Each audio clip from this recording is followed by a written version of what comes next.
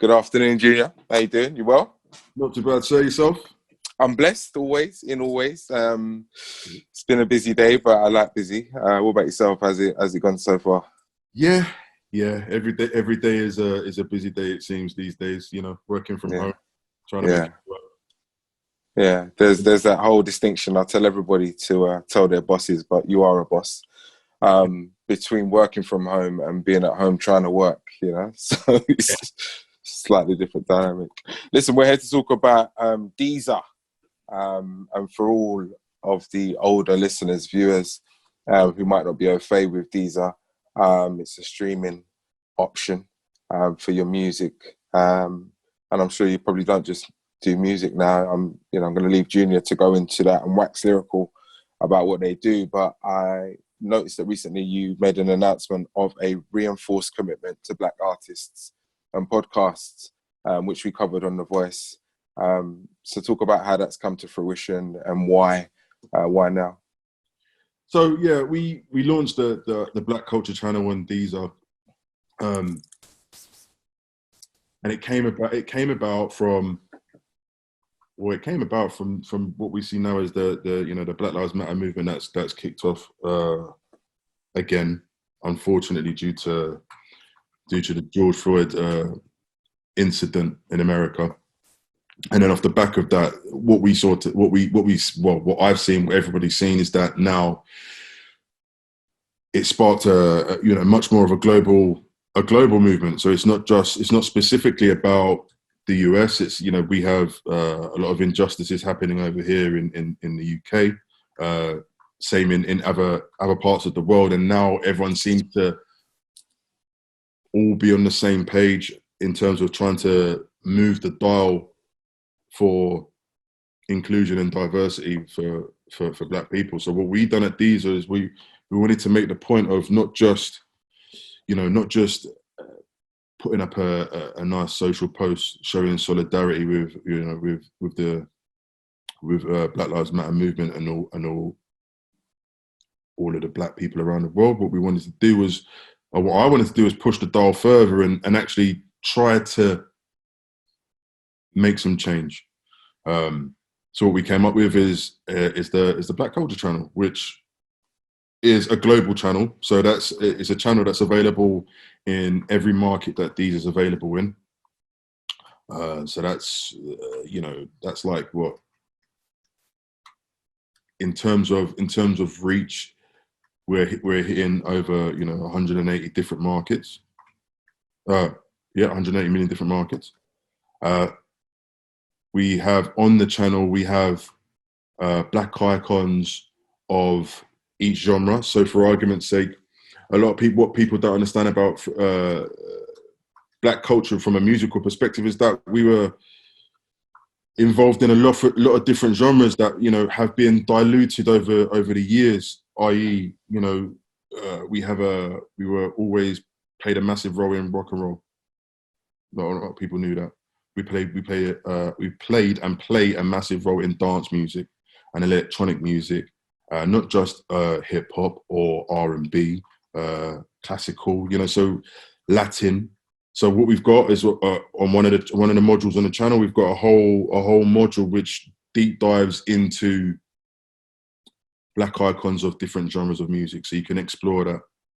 Then underneath that, we've got 100% playlists, which are all of the artists that we've got on Deezer.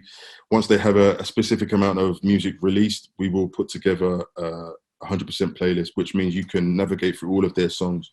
And that's not just the obvious. Again, the point of the channel is not just to shine light on the obvious artists that are very popular at the moment. We're talking about artists from France, artists from South Africa, artists from Germany, different pockets, because this is a global channel. So the idea of it is that it shines light globally on Black artists around the world.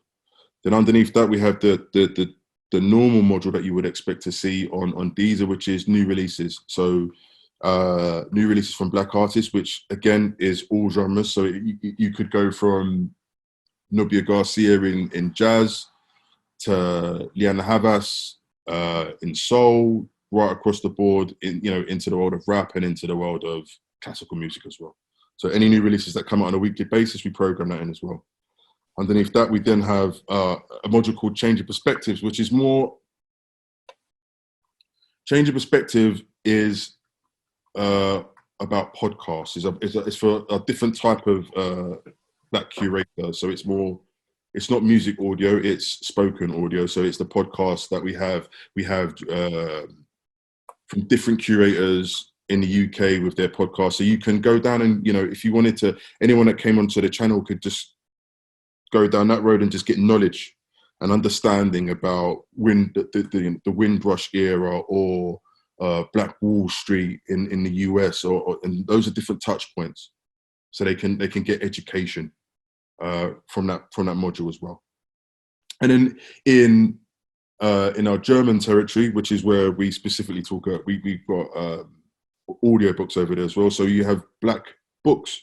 Now that we may be developing that more, so we open up more markets towards that. But then you can go on there and listen to have audio books playing as well, which are from key black authors.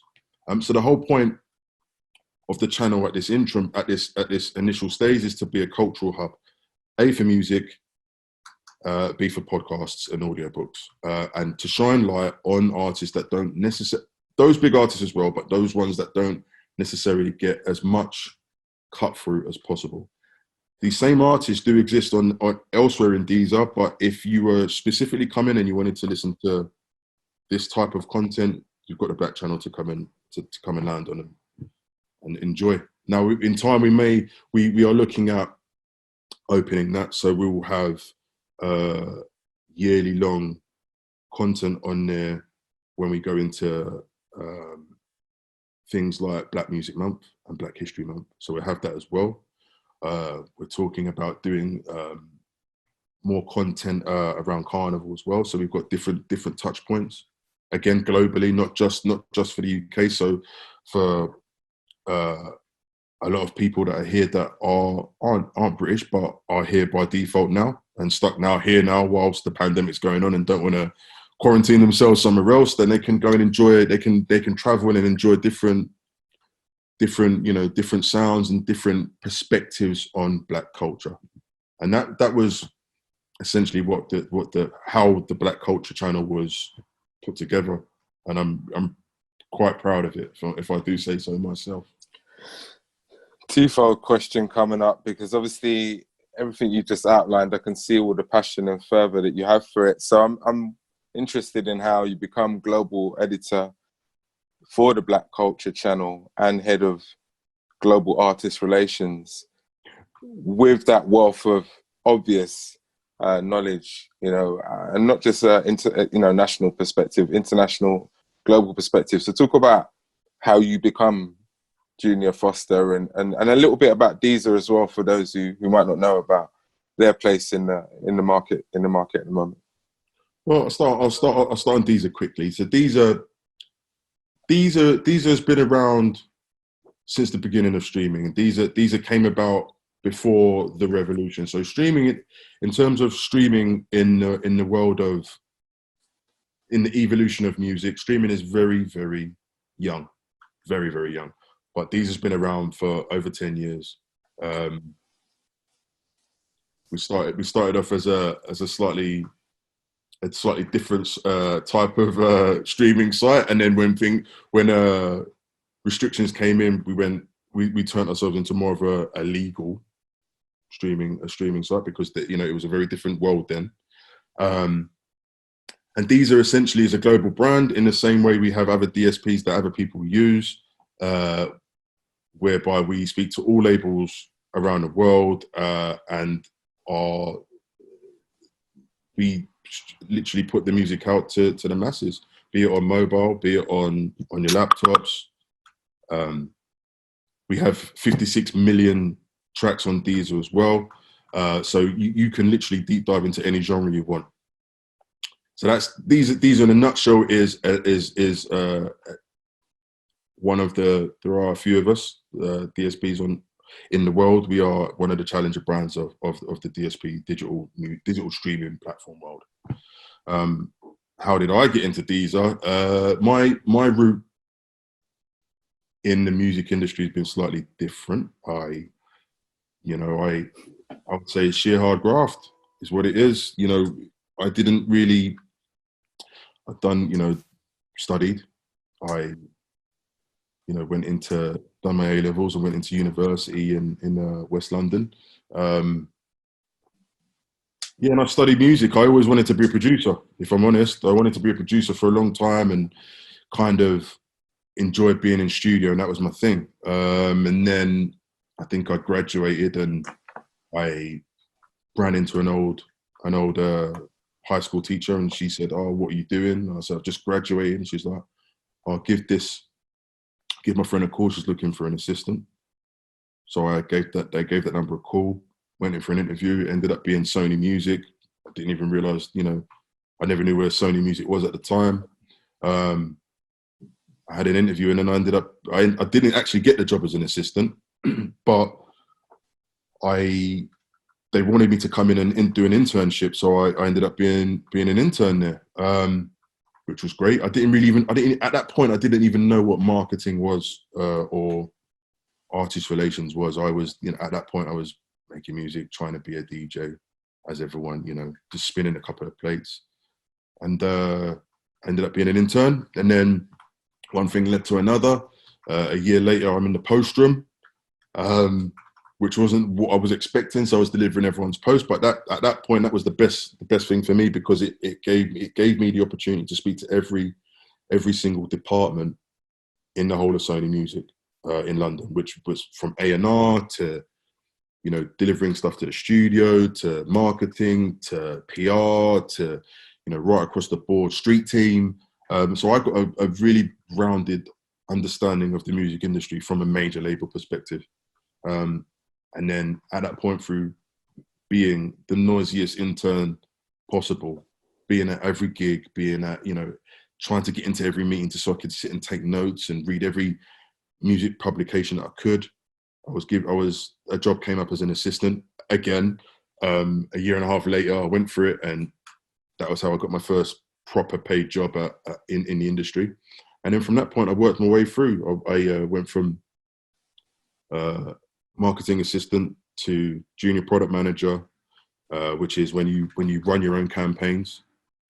Then I got pushed up to being a product manager and running the street team. The street team was a great thing for me, because that now enabled me to give some knowledge to the young ones that are in university or in college, and just try and give them a bit of advice as to, give them a bit of ownership about working in the music industry. Because when I was coming through, there wasn't a lot of people that looked like me in the music industry. It was a very weird world. It was like, or those that were there weren't in leadership roles. There were only one or two, and the one or two that were there really, really did steer me in the right direction and told me how to, really conduct myself in an office, and how to when you are making some money, this is what you should do with your money. You shouldn't just go out and rave all the time. Yes, enjoy raving, because that's where we hear, you can go and listen to music in its purest form, but invest in things. So when I got that chance to be running the street team as well, which is where you get, you go into universities, you're playing, you're giving them promo drops, you're recruiting people to come and enjoy the music world. I started passing on that information as well, because for me, it's about changing it. I think I was always on this diversity tip before I even knew it, because it was just, I just want to see more people that or even walk the same streets that I walk, in North London. Sorry to everyone else if you're not in North London, but I'm a North Londoner. What team you support, mate? I'm not that fully North London. No, I'm a Liverpool fan, so thank you very much to everybody. No one ever said anything. Are you a Liverpool fan? No, I'm not. I'm joking. No, but congrats, though. Congrats. It's been a long time. Did it well. So yeah, so for me, the street team was brilliant, and I had a great crew of people with me and we were trying to just give people a chance to prove themselves and take ownership and come into an office and really see how a record label works. A lot of people that we've worked with now are doing great things. A lot of the people that ran it with me are doing great things now. So I'm really proud of that. From that point, I actually left. I left Sony because the music industry rotates at a pace all the time. I went to Universal for a little while, and then I just needed a little break from music. You can burn yourself out very quickly in music. So I went into film and worked in quite a few different agencies as their head of marketing for film. So that was, I worked on Disney accounts and Universal and Paramount Pictures on some, massive films, and saw the creative side of the industry from a different perspective again. Brilliant. It was one of the best periods of my life as well, because I coming from music and going into film made me that strange fruit, because I had a different way of looking at things, and it was great. And we've done some great things and worked on some great campaigns. But then I sort of saw myself going more into the creative role. So I ended up coming out of that agency and joining a more of a creative agency. And I ran the digital and print department. So we were doing, that same department done cut trailers for some Bond films, and we were working on, massive films, and I was doing all of the digital and print, but just running it from not as a designer, but as a creative head and art directing, and we were knocking out great work. But there was a calling for me at that point where I enjoyed working for somebody else, but I just wanted to see if I could do it for myself. I've been around, I've done the dance, working for other people for a while, so with one of my friends, we set up our own creative agency, which is purely on music, and that creative agency was putting together album artwork, motion graphics, festival posters, all of the marketing assets, all of the creative assets that you'd want for a music release. That was up and running. I was enjoying that, and then you get older and you've got pretend you're thinking about kids, and starting up your own business is hard work, but very empowering. And I wanted to change route again, so I stepped out of that. Still own the company, but that's still going. That's great. And then Deezer came along, and then I found myself at a streaming platform. And again, it's just hard work. Again, I'm a people person. I like speaking to people. So me going in and out of labels enabled me to be, talk music and talk marketing and talk creative and come up with ideas. And that was when my current boss promoted me again from senior account manager for Universal into global head of artist relations, which is running the whole team. So all of the team reporting to me, and we take care of all of the labels on a global level. And that's my. That's it. Bottom to top. That's the route in. Yeah. Yeah, that's it. It's hard work, man. For me, I would say to everyone, it's all about hard work.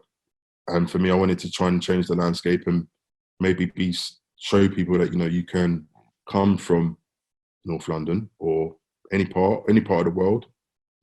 You don't necessarily have to be, from a particular background. You just have to be driven.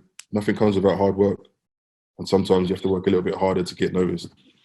Unfortunately, that's the card sometimes we get dealt, but you can get there with hard work. You can get there, and there is many options. There's different roads you can go down that aren't necessarily given, aren't presented to you. When I was at university, I didn't even know you could, music was either making music or performing music, and there was never that in between part where you could work at a record label. Like, that wasn't even an option for me. It was never even presented to me. I didn't know at that time really that you could go in, and there were so many different departments in a record company or in the industry, period. So yeah, I hope through the work that I do and the people that I speak to, that hopefully we can change that, and people can understand that they can get into it from different backgrounds that aren't necessarily the normal, or what's seen as the normal for certain roles. What's been the biggest change in the music industry landscape for you? I guess you're involved in the actual biggest change in terms of being at a streaming company, but I mean, if that's not it, what's been the biggest change for you? And where's the future? What do you see developing on the horizon? I think if we're talking from artists, right, from an artist perspective, I think the biggest, the nicest change I've seen of late is UK artists getting more shine globally. I think that's for me. It's just really nice to see. You know, if for argument's sake, we talk about a release that happened last week. The likes of people like, Heady One releasing a track in collaboration with Drake. Now, for me, that if you go back 6 years, that would never happen, man. Like, it was like we weren't, the UK market was not getting looked at like that. It wasn't a thing. We were just like, and especially on that landscape, we're not talking pop music. We're talking like rap or R&B or dance music, or and the different forms of dance music that we've got over here. We weren't getting looked at like that. But now all of a sudden, there seems to be a distinct shift in other genres of music that's bleeding across into different parts of the world, and I think that's beautiful. And that to me is a good change in the UK music landscape for sure. Industry wise, what's been the biggest change? I think it still is streaming.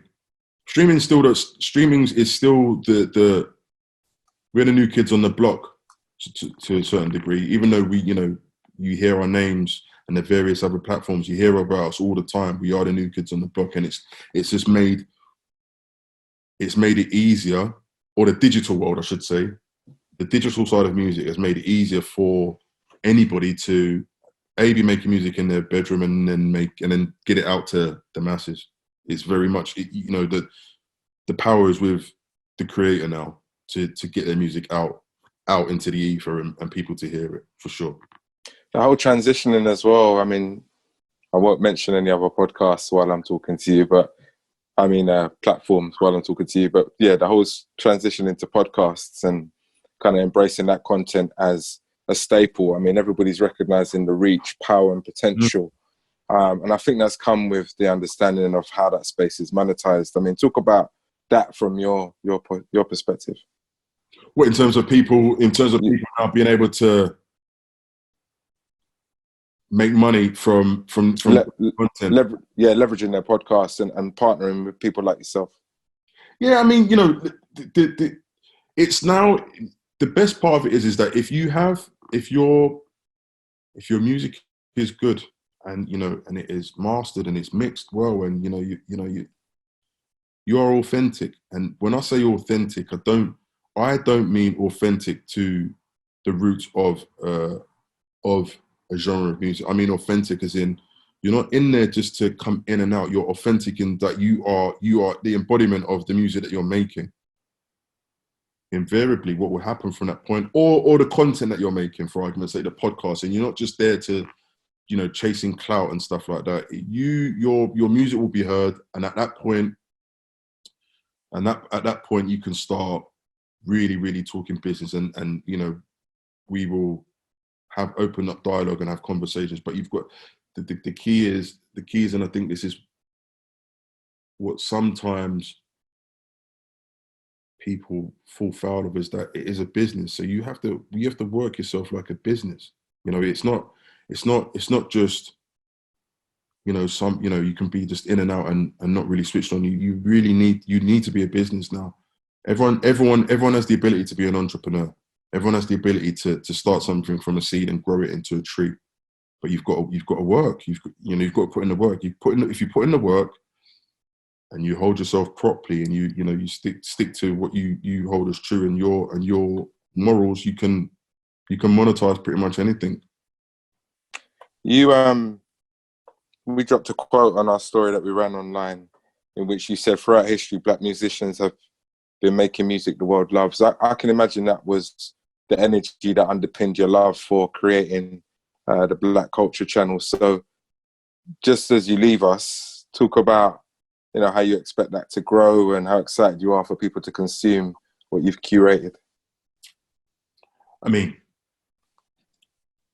for me, the Black Culture Channel is the first few steps in a long journey, and that long journey is Deezer's contribution to the growing wave in many different forms, in different industries. So you